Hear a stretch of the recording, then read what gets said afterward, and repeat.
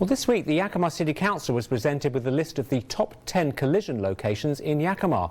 Our reporter Malorie Aldrich has more on the list and what the council is going to do about it.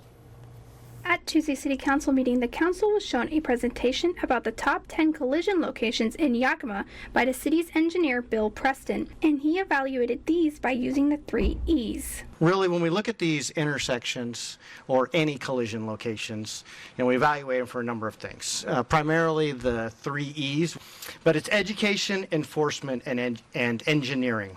After evaluating the locations, Preston made a list of the intersections that had the most collisions based on his analysis data. So the list on the right is the current, as of today, what those top 5 locations are.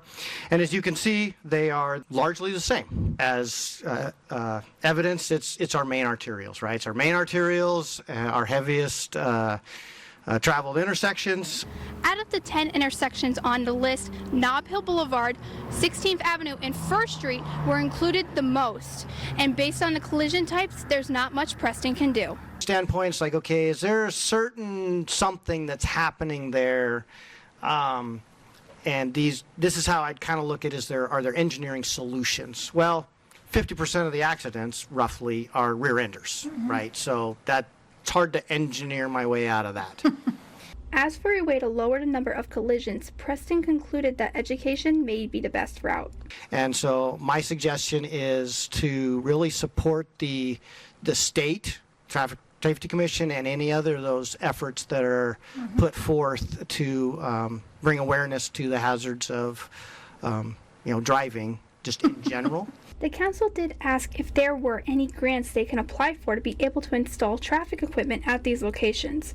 But to install this equipment comes with a heavy price tag. I've spoken before a number of times on my projects and how I go about getting grant funding to do all these projects, because these are expensive. A signal now used to be $300,000. It's now $750,000.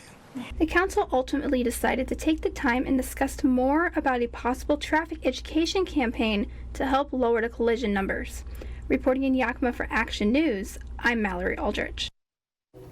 Thanks so much, Malorie. And at the, thank you.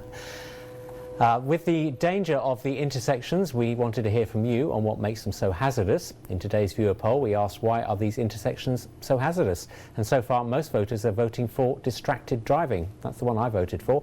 You can scan the QR code on your screen to vote in the poll, or you can go to either our website or social media pages to also vote in the poll.